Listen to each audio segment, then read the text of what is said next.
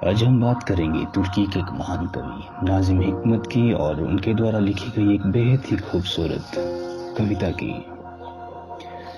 नाजिम हिकमत तुर्की के एक महान कवि थे। प्ले, नोवेल, मेमोयर ये सब लिखा करते थे। दबी कुचली आवाम के जीवन, उनके साथ हो रही जुल्म, शासक वर्ग, साम्राज्यवाद और यूएस जैसे पूंजीवादी देशों की साम्राज्यवादी नीतियां, इन सब की खिलाफत और इनका पर्दाफाश उनकी लेखनी में अक्सर मिलता है। तो जाहिर है उन्हें आमतौर पर एक रेवोल्यूशनरी पोएट या उससे भी इंटरेस्टिंग कि उन्हें रोमांटिक रेवोल्यूशनरी के तौर पर देखा और पहचाना जाता रहा है,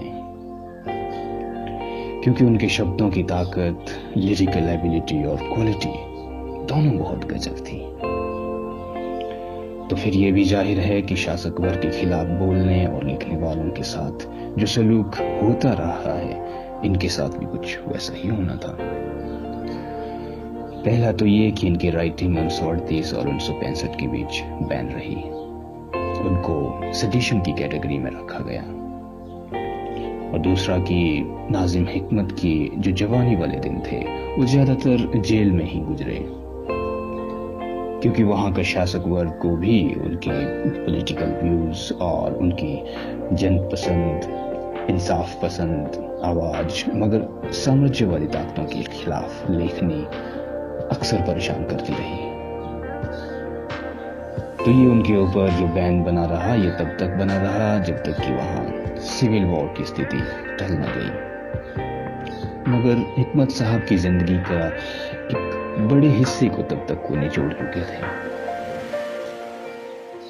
मगर इस सब के बावजूद मैं कहूं कि सच जितना ताकतवर होता है उसकी उतनी ही उम्र होती है,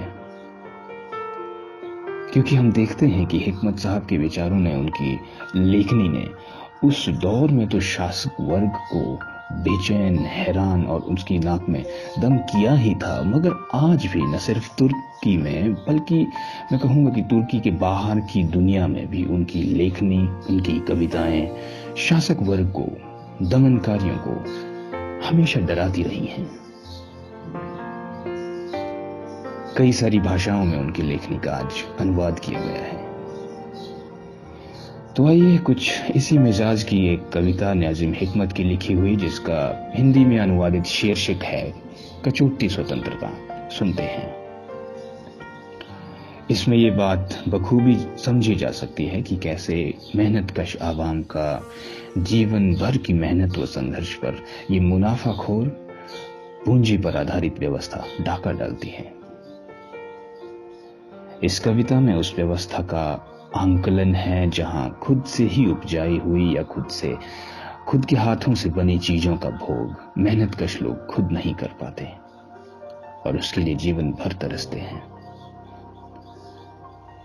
सारी उम्र फसल और अन्न उगाने वालों के लिए खुद भोजन का एक निवाला चखना, उसका आनंद लेना बेहद कठिन होता है, सिर्फ शासक वर्ग की मुनाफाखोर नीतियों के कारण। इसीलिए इसे शासक और शोषक वर्ग द्वारा उन्हें, यानी लोगों को झूठ के मायाजाल में हमेशा फंसा कर रखा जाता है, ताकि उन्हें उनकी असलियत का कभी पता न चले। मेहनतकशों की आजादी एक सपने की तरह होती है जो कभी सच नहीं होती। हमारे यहाँ भगवद गीता में अध्याय 2 और श्लोक नंबर 47 में कृष्ण अर्जुन से एक बड़ी दिलचस्प बात कहते हैं, जिसका जिक्र आज भी कम से कम इस देश में तो बहुत ही आम है। वो कहते हैं कि कर्मणे वाधिकारस्ते मां फलेषु कदाचन मां कर्म फल हेतुर्भू माते संगोस्त्व कर्मणि। अब इसका सीधा अर्थ यह है कि आपको अपने निर्धारित कर्तव्य का पालन करने का तो अधिकार है, मगर इसके परिणाम या फल की इच्छा रखने का अधिकार नहीं है। इसलिए फल की इच्छा से कभी कर्म मत करें और ना ही कभी आपकी कर्म न करने में प्रवृत्ति हो। यह जिक्र भगवद गीता में मिलता है। मगर अब भगवत गीता में लिखी गई ये बात कितनी सार्थक, कितनी न्याय संगत आज के परिप्रेक्ष्य में हो सकती है, ये बात आप मई और जून की तपती धूप में उस किसान से जाकर पूछें जो उस वक्त पिछली फसल को समेटने और नई फसल बीजने के लिए अपना पसीना बहा रहे हों। या किसी फैक्ट्री में मजदूरों से पूछें जो दशकों से उस फैक्ट्री में अपनी हड्डियां गला चुके हों और अभी भी अपना पसीना बहा रहे हों। उन छात्रों से पूछें जो अपनी भूख, नींद, सुख, चैन, परिवार सब के साथ समझौता कर अपनी परीक्षा पास करने में लगे हुए उसकी जद्दोजहद में। या उन लोगों से जिनके घर छूट गए हों, किसी कारण उजड़ गए हों, उनके सपने कहीं दूर अंधेरे में खो गए हों, जहां से उनका लौटाना बेहद मुश्किल हो। या पूछें सरहद पर तैनात उस जवान से जो उसके बूढ़े माँ बाप से, भाई बहन से, पत्नी से, जो एक दूसरे की खैरियत जानने के लिए सुबह शाम फिक्रमंद रहते हैं। यकीनी तौर पर अनिश्चितता तो कायम रहती है, मगर वहां भी हम देखते हैं कि जीने की एक चाह है, जैसे हम सब में होती है। एक आशा है तो उन तमाम लोगों में कि उनका भविष्य कुछ बेहतर हो। तो असल में जो कुछ भी हम अपने जीवन में करते हैं उसके परिणाम की इच्छा रखने और चाहत का भी अधिकार होना चाहिए। उन्हें पूरा हक होना चाहिए कि वो उनके द्वारा की गई मेहनत के मेहनताने को पाने का भी उतना ही अधिकार जता सकें जितना कि कार्य करने का। तो नाज़िम हिकमत साहब की इस कविता का सार भी मैं कुछ इसी तरह से इसका आंकलन करता हूं। खासकर दुनिया भर की मेहनतकश जनता के लिए आजादी, अधिकार, स्वतंत्रता, निजता, अभिव्यक्ति, इन सब शब्दों के असली मायने क्या होते हैं, इसको हम बखूबी इस कविता में देख सकते हैं, समझ भी सकते हैं। तो आइए सुनते हैं उनके द्वारा लिखी गई ये कविता, जिसका हिंदी में अनुवादन है कचोट की स्वतंत्रता।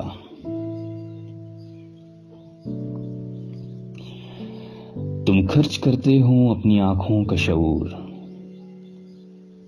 अपने हाथों की जगमगाती मेहनत, और गूंदते हो आटा दर्जनों रोटियों के लिए काफी, मगर खुद एक और भी नहीं चख पाते। तुम स्वतंत्र हो दूसरों के वास्ते खटने के लिए, अमीरों को और अमीर बनाने के लिए तुम स्वतंत्र हो। जन्म लेते ही तुम्हारे चारों ओर बिगाड़ देते हैं झूठ काटने वाली तकलियां, जो जीवन भर के लिए लपेट लेती हैं तुम्हें झूठों के जाल में। अपनी महान स्वतंत्रता के साथ सिर पर हाथ धरे सोचते हो तुम, ज़मीर की आजादी के लिए तुम स्वतंत्र हो। तुम्हारा सिर झुका हुआ मानो आधा कटा हो गर्दन से, लुंज पुंज लटकती है बाहें, यहां वहां भटकते हो तुम अपनी महान स्वतंत्रता में, बेरोजगार रहने की आजादी के साथ तुम स्वतंत्र हो। तुम प्यार करते हो इस देश को, सबसे करीबी, सबसे कीमती चीज के समान, लेकिन एक दिन वे उसे बेच देंगे, उदाहरण के लिए अमेरिका को, साथ में तुम्हें भी। तुम्हारी महान आजादी समेत सैनिक अड्डा बन जाने के लिए तुम स्वतंत्र हो।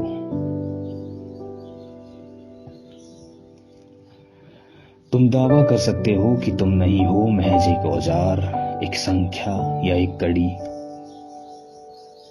बल्कि एक जीता जागता इंसान। वे फौरन हथकड़ियां जड़ देंगे तुम्हारी कलाइयों पर।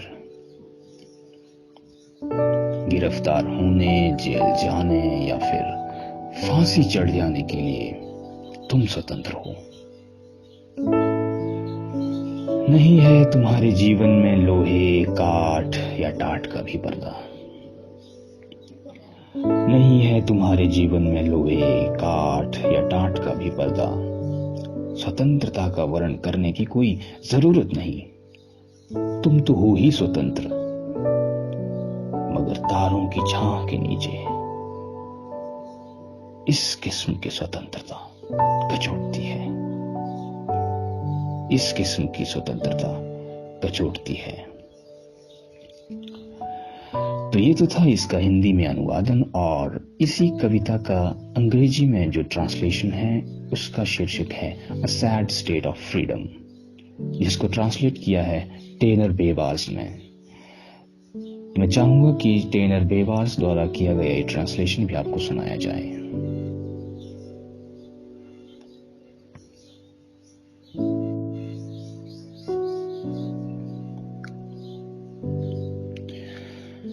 You waste the attention of your eyes. You waste the attention of your eyes, the glittering labor of your hands, and knead the dough enough for dozens of loaves, of which you will taste not a morsel. You are free to slave for others. You are free to slave for others. You are free to make me rich richer. The moment you are born, they plant around you mills that grind lies. That grind lies to last you a lifetime. You keep thinking in your great freedom, a finger on your temple, free to have a free conscience. Your head bent as if half cut from the nape, your arms long hanging, your sound about in your great freedom. You are free, with the freedom of being unemployed. You love your country. You love your country as the nearest, most precious thing to you. But one day, for example, they may endorse it over to America, and you, too, with your great freedom, you have the freedom to become an air base. You may proclaim that one must live not as a tool, a number, or a link, but as a human being. Then at once they handcuff your wrists.